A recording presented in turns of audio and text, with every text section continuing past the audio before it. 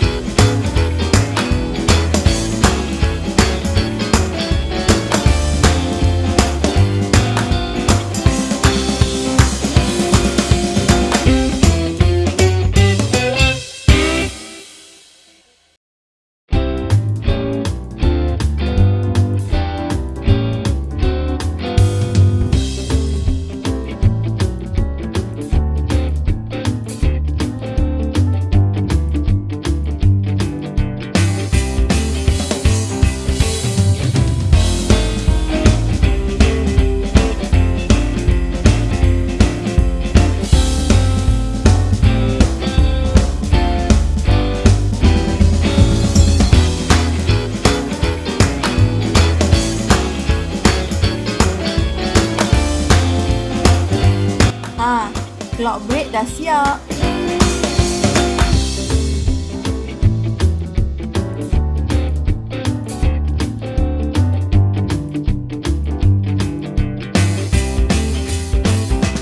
Untuk nak tanggalkan cloud bread ni daripada paper baking, korang perlulah berhati-hati sedikit ya, sebab ia melekat ya.